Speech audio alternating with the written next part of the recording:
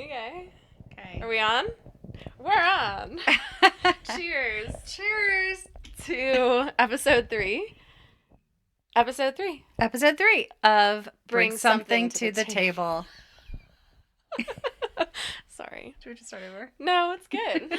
I think that's perfect because I bailed midway. All right, we did it. Yes. So we have 2 episodes in, trying out our different locations and comfortable space. Mm-hmm. So I think we might like this. Yeah. Little couch and a feather. I feel like I'm Tina Turner with this thing. Like, kind of excited to have it. I feel like it's my moment. You know, I feel very powerful. I know. Nobody liked my dancing and singing earlier, but that's okay. Cash did. Somebody. He loves it. Oh, that was a nice sigh. Oh my god. There was something else I was just about to say, but I forgot it. That sucks. Well, I'm sure it'll come back to you because you're not that old. I feel old. All right, so today's episode is going to be about body image, Mm-hmm. body Body positivity, confidence, how to get it if you don't have it, ish, maybe. Or like what worked for me in the past. I mean, I'm 35, and we're still figuring things out. So just story time, really, I think. And the thing that spurred this topic was a pole dancing class I took a couple weeks ago. which I think is amazing because I took pole dancing classes also, gosh, in my 40s, in my early 40s. So it was phenomenal. I loved it. Mm-hmm. Where did you go? Right down the street, actually, on Colfax. It's called Hard Candy Dance Studio. That's a cute name. Yeah, it's really cute. You would not expect like that to be in the spot that it was because Colfax gets a little weird. But it's right next to Chop House. So shout out to Tammy. I don't remember her name, but she was amazing. I'm fairly certain she was probably once a stripper. That's in okay. life. Yeah. Yeah. And you could tell she was a dancer too. Like I feel like you can tell like how people stand and like walk. Like I feel like she was trained somehow in like dancing. Like I don't know if it was ballet or what, but yeah, it was fun and everyone in the class was very like sweet and helpful. Like there's this stuff you squeeze, like this liquid you put on your hands to make them dry so you can grip the pole better. So it's like a dry powder type thing? It's like a liquid powder? that turns, Yeah. like turns into like a powder or something. That sounds interesting. Yeah, and it helps you hold the pole Tightly. But to also slide because you have to. Yeah, and you can slide. I had some like bruises on my Yeah. legs. Not too bad. But yeah, there was pinching going on, but you just kind of have to like deal with it, I guess. And you forget. Did you do the fireman? That's the one Yes. that I remember. Yeah. That is, I think, like the third one that we learned, maybe. I don't remember the names of the other ones, but it was like you were supposed to look very like swan-like and like flowy, and I'm not.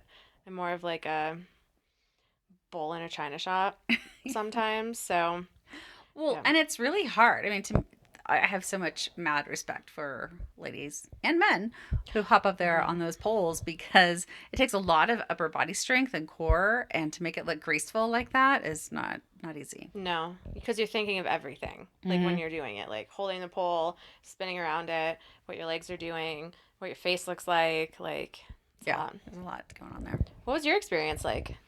10 years it was ago? super fun. We went to so it was Alicia and I, and we did probably a packet, maybe it was 5 classes. Mm-hmm. We quit right before we were supposed to like test for like the second level. Oh my God. We didn't want to do that. But it was great. We did it at T's studio, and it was cool because we kind of did a workout at the same time. Like we did do some core work and a little bit of weights, and then added in the pole dancing. But Yeah. it was challenging. I do recall getting a little bruised trying to hook your leg around there. Yeah. But loved it. Yeah. Were you nervous before going to your first class? 100%. Well, also because, I mean, that was my best shape ever. I'm 53 now, but when I was 40, probably 39 to 42 was my best shape that I've been in my life. So we were ready, and Alicia was kind of my workout buddy during that time. So we were ready for something a little different, a little more Mm-hmm. challenging. But I had no idea what to expect. And I was like, I'm still going to be like frumpy or not able to do this, or the girls might be mean who are teaching it. I was really nervous. But it was the most welcoming, lovely environment. And everyone was so kind and non judgmental. It was really wonderful. Yeah. I feel like we psych ourselves out a lot, like going into something like that that's new because you Mm-hmm. think of all those like things, insecurities and whatnot. You're Yeah. like, I remember thinking, like, I was wearing biker shorts, and I'm like, oh, I want to like show my body here doing something like that I'm not comfortable doing yet, and like with new people, and it was all these things that like were spiraling in my mind, and then you get in there and you're just like, oh, wait, everyone's in the same position. Like it's a vulnerable. No one's like Yeah. fabulous at it that's taking a big beginner class. Yeah. So I feel like we talk ourselves into these like insecurities a lot. And a lot of it, at least for like my experience and like I think for a lot of my girlfriends, that it's very like body conscious kind of stuff. I was like, am I gonna break the pole if I like Mm-hmm. twirl around it? But you get over it because you realize like it's fun and no one's looking at you. I think. Right. And I think that's in so many areas that we kind of get in our heads because we're not perfect at doing something. So they it limits us from trying different things also, just whatever it is, different exercises or um well, a whole other tangent, but if we're focusing on health and body, yes, because you're worried like what are other people going to say and are they going to judge? And everybody has to start somewhere.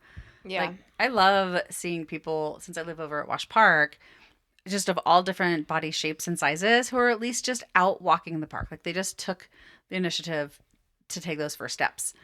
And I remember when I started getting into shape back when I was 39, everyone said, "Oh, you have to run because that's like the best way Oh, to lose calories."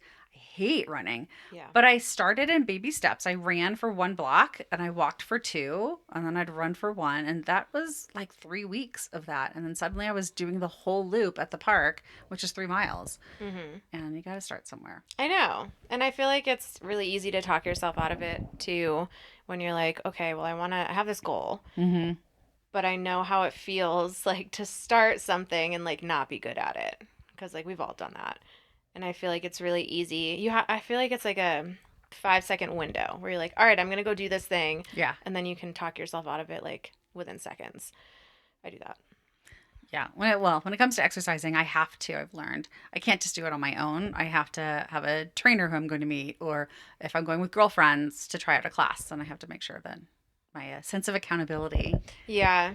will show up for that. I've been finding that too. Like you have to have somebody that's your meeting or Mm-hmm. something, or it's like a class at a specific time and you've signed up for it and you paid for it already. So like Right. if you don't show up, you're a loser and you're losing money and whatever the story might be. Not a loser. See, that's negative self I know, talk. that's That like does what I not say. belong here in this That's chat today. exactly why we're talking about Oh this. my gosh. I was at like a little girls like wine night last night, and like I do dance classes Mm-hmm. like kind of on a regular basis at Block 21 Fitness. And so I was trying to talk everyone into going because I love it so much and I have so much fun and it's such a good workout. And one of the girls that is around a good bit, like when we're all hanging out in groups and stuff, who I've always seen as like one of the most like confident people I've ever met, she was like, I was like, oh, you should come with us. And she like kind of shrunk a little bit and she was like, Mm-hmm. oh, I don't want anyone to like see me dancing. And like, what about my body? And like, she just Oh. started like saying all these things that she probably thinks a lot about Mm-hmm. herself. So that was interesting to me to see someone who just like presents themselves so confidently in all other aspects of life feel insecure about a dance class where like yeah it's not a big deal to me anymore, but I remember back in Charlotte going to the first one with like Panthers cheerleaders Oh my gosh. that taught the class. Wow. Yeah, That would have been really intimidating, it I think. was. Like they were so sweet and like I still talk to them now, but I was just like, where did I get the guts? Like I don't remember signing up for the first class and like what I was feeling like getting there, but I just remembered it was so much fun. Well, you have such an incredible sense of adventure. You're always willing to try something new. And you just did your flash mob dance Oh on yeah. Broadway for Halloween. I mean, that's super scary. That's a choreographed dance with a group of people in the middle of Yeah. the street with this whole crowd. It's anything could have gone wrong, and it did Everything. not. Yeah. It's always been on my bucket list to do that. Just participate in a flash mob, like no big deal, whatever. Because I'm not like the center of attention, I think, because there's multiple people, Mm-hmm. whatever. But it was a smaller group that time. So it was like, ugh, people are looking at me in the middle of like the Halloween parade down South Broadway. But like you get out there, whether it's like that kind of setting or in a workout like the climber class or something, Yeah. and you just like get in your zone and realize like, The no, climber class where I injured myself. did you injure yourself? That is kind of crazy. Like it looks like a, It's pretty hardcore. you're Yeah. just like, And you're just in there going for it.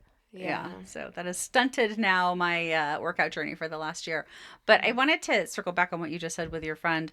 Um, I think we should all remember that. I think we're always insecure in something or another. And sadly, I think that like debilitates people and they won't take a chance or they won't go try something out. But we have to push ourselves out of the comfort zone sometimes. And the phrase that I'm hearing everywhere all the time right now, and maybe that's just the universe coming around, but it's get comfortable with the uncomfortable Mm, because there's no other way to grow unless you get through and do that. yeah. So, like all the different things that you've challenged yourself on and done in a class, you come out a little more confident Mhm. every single time. Yeah, for sure. I feel like I have like a little bit more of a pep in my step. Mm-hmm. Like when I leave the dance class, like no one can tell me anything. Like I'm also covered in sweat and my People are legs hurt. saying they're repellent for Yeah. you. But I don't know, it's empowering. Yeah. And I feel like at least I grew up with like role models for me were like Britney Spears, Christina Aguilera, like all of these very like fit and thin women, Mm-hmm. and like of course all of the models like Tyra Banks, whatever that show was, the Oh, the super fashion show. the Oh, supermodel show where she yeah. was like cutting people. I can't remember the name of it. Oh my god. Um, but that was like the ideal. It's just like this waifly thin Mm-hmm. type of body, like tall too, which I'm not either of those things. So like growing up having that be the ideal and seeing like girls in school and stuff kind of looking like that, I'm like, well, I'm just like short and stout and I don't know what, like you can't change your Oh, body like that. So I think, and I still struggle with like self confidence and self esteem and all of that stuff, of course, but I think it's just like a constant conversation that you have to have with yourself mm-hmm. about one, no one cares. No one really cares as much as you do, Mm-hmm. like about what you look like, how your shirt fits, like any of that stuff. Right. And you just have to talk yourself out of it, I think. And then there's like a sliver of time where you just do the thing while you're like, okay, I feel good about this. And just keep doing that, I guess. I don't know. Yeah. No, it is. I think it's building blocks on trying to build up that confidence. But there's just I'm glad it's changed a lot. So hopefully, like little girls who are growing up now, I think aren't just impacted with so many images out there everywhere. I think it's a little more inclusive. Yeah. Models are different shapes and sizes. It's more prevalent, I think, now than having all the wafy. Mhm. And I think like even as much as I complain about social media, I feel like social media like Instagram and TikTok have helped get people that are like bigger and Mm-hmm. more normal sized out there for a ton of people to see versus like before that it was only like the models in the magazines or Mm-hmm. like whoever was on TV, so like whoever's famous. So like the barrier to entry is lower, Yeah. and I think that makes a difference. Yes, because we should all see that. There's all kinds of different shapes and sizes. There's a gal that I follow on Instagram named Giselle, and she's kind of in the speaking real estate space, and she has kind of vowed in the last couple of months to stop using any kind of filter Mhm. on her Instagram, and she's like, now I don't even get Botox anymore. I just am who I am.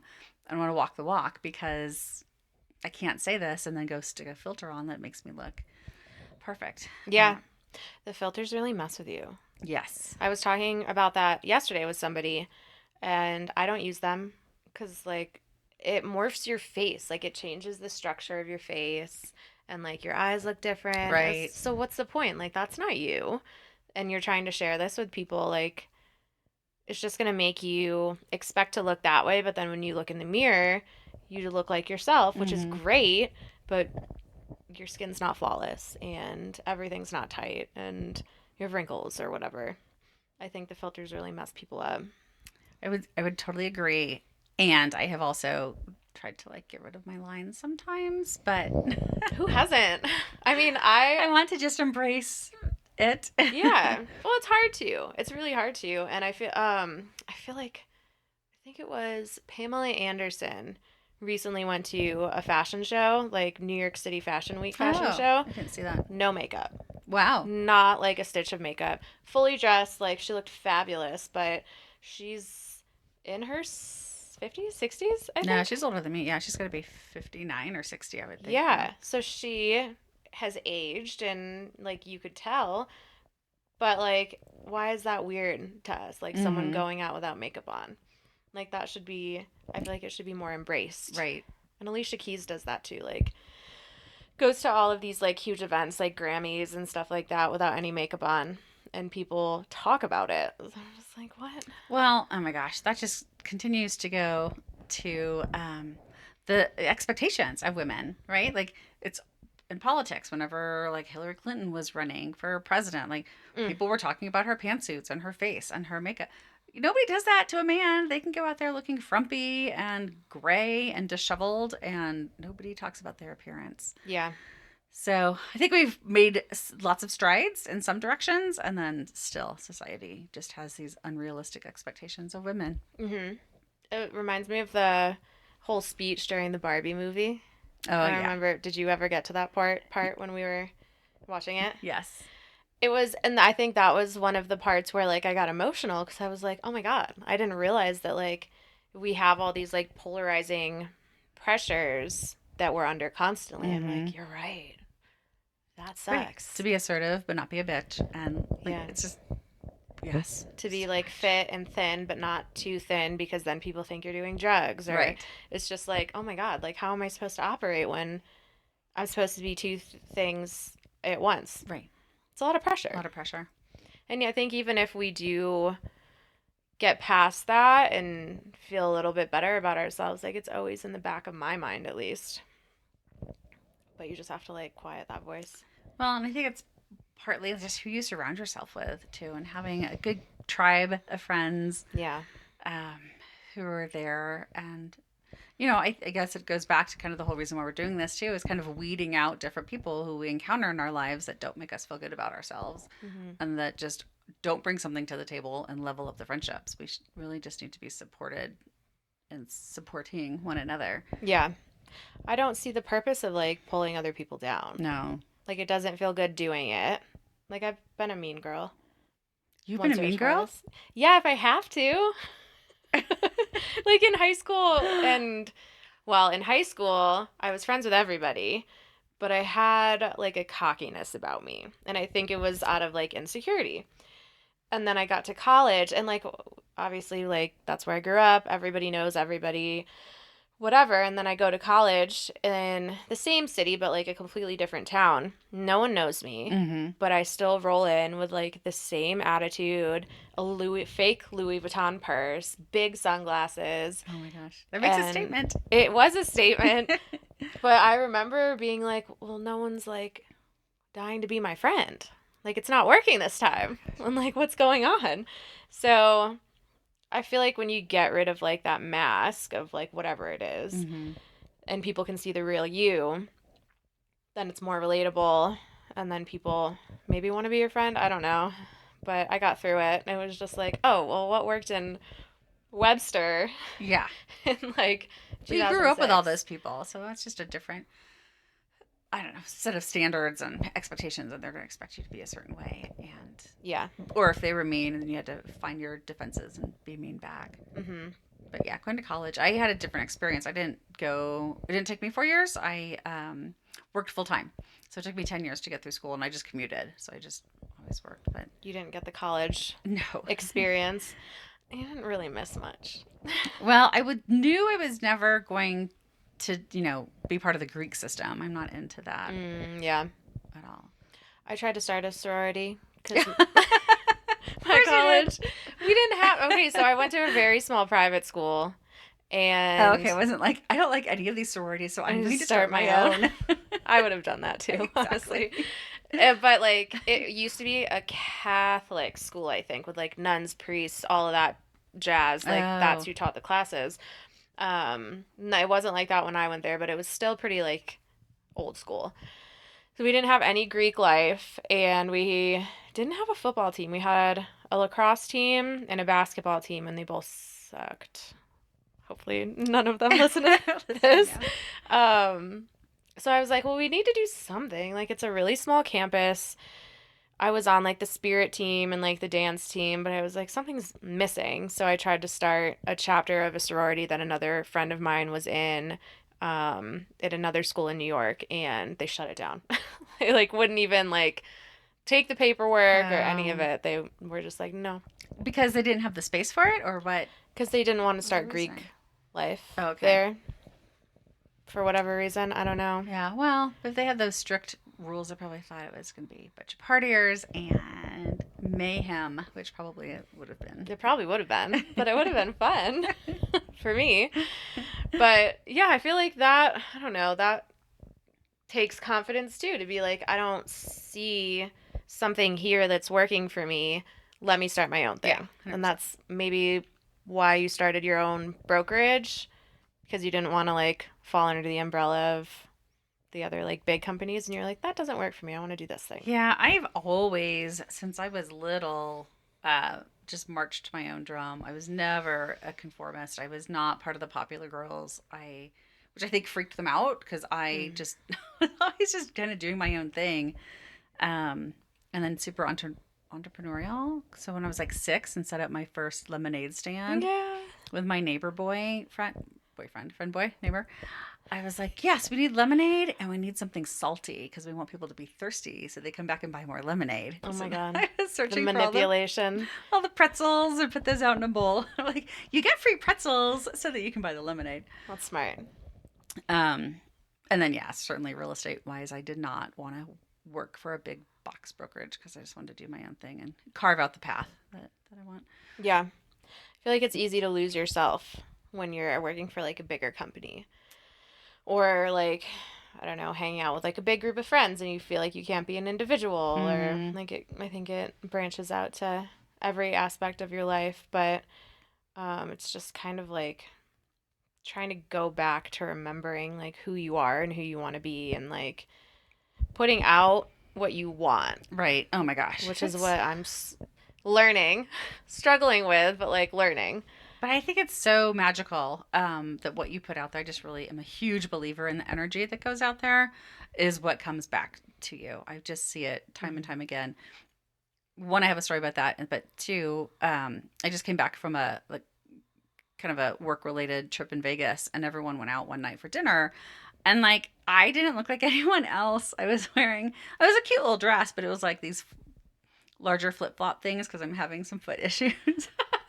Yep. And everyone was dressed so cute. And even then, at 53, with these people, I was like, oh, I'm not fitting in with everyone else. Yeah. But no one probably noticed. No, I'm sure they might have, but nobody like commented. And it's not like people ostracized me and didn't talk. Yeah. So we still had a really great night. Hmm. And I was comfortable a little. Right. Like if your feet are hurting, you wear comfortable shoes. Yeah. I don't wear heels anymore for that reason. Did you wear heels? Were you a heels girl? Oh, yeah. Oh, my God. Yeah. Like stiletto. Oh Yeah. my gosh. Like to work or just when you would Uh-huh. go out? Both. Okay. Yeah. I can't do it anymore. Like my body is just like, nice try. I've never been that girl. Alicia can wear heels and run down the street in them. I Mm. find it fascinating. There are some people that are blessed. Yeah. And we're not one of them. They're cute. Like I love a heel and I feel like it does give you like a little bit of confidence and it Mm-hmm. changes your posture and I just walk like a baby deer. when I'm wearing them. Well, yeah, you don't want to like twist an ankle or Oh my fall God. into a crack or have something. Fall into a crack. Break a knee. So many things go wrong. I know. Yeah, I think the last time I actually like wore like a platform heel kind of thing out was you know exactly what I was just thinking. Out in public was a holiday party for my office, and I did like nerve damage on like one of my big toes, Oh my and like gosh. I still can't feel all of it. Wow. Yeah. No, that's not worth it. No, No. I'll wear sneakers all day. They're cute. Yes, they are cute. They light up. You have all kinds of adorable Oh yeah, sneakers. I forgot. Yeah, I do. Do you study out a story? So the magical thing, I just it's interesting because I feel like I'm going through this transition of learning to really trust in the universe and knowing that I mean I kind of know, yes, I know things are going to work out. But the other day was my boyfriend's birthday and we had a miscommunication on timing for our dinner reservation. Mm-hmm. So screwed that up and then we got on the same page and I called the restaurant to let them know we were running a little late. And they're like, great, if you can get here by X time, that's no problem. Well, our lift got all wonkadoodles and kept changing the length of time. So long story short, we fully missed our reservation. And I was a little upset about it all. But we were talking about it and we're like, yeah, we're going to go. They said we could sit at the bar and we're just going to let the adventure take us where it does. Like we literally had this conversation. So we get there and we went to L5. I will give them a shout out because one, it's beautiful and yummy and the great scenery. But what happened was amazing. So we got into the elevator. They were going to set us at the bar and it went down. For some reason, it was all going down instead of going straight up. So we grabbed a gentleman who hopped on at the basement. And I was like, oh, how did you get in here? Don't you need to check in at the front desk? And he's like, what do you mean? I'm like, well, all the patrons, you have to check in there. And he goes, no, I am the GM for the restaurant. Right? And I was like, hello. Well, let me just tell you what happened. I screwed up his birthday. And I said, they said they could seat us at the bar and they were very sweet. And he's like, no. Follow me. We're getting you a table. Oh my God. Right? It was so amazing. And so he gave us a free dessert. He checked on us several times. Oh. It was really lovely. And so I guess my whole point being, I just try to always be the kindest person that I can and do things for people. And like then magical things come back. Yeah. I feel like it's really easy to hold tightly to like your original plan and be like, well, if this thing got messed up, like the whole thing's off. Right. Let's not even go Right. or whatever it is. And you guys still went and you're like, you know what? Let's just roll with it. Whatever.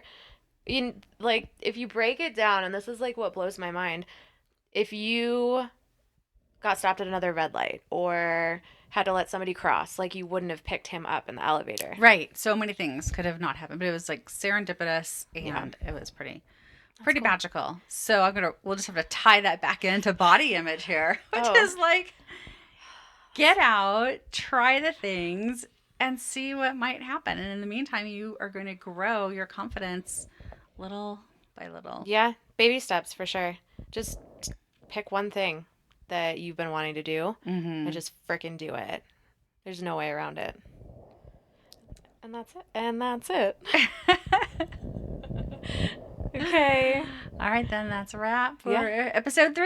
Whee! Yay! Thank you. Thanks for listening. Cash has nothing to say.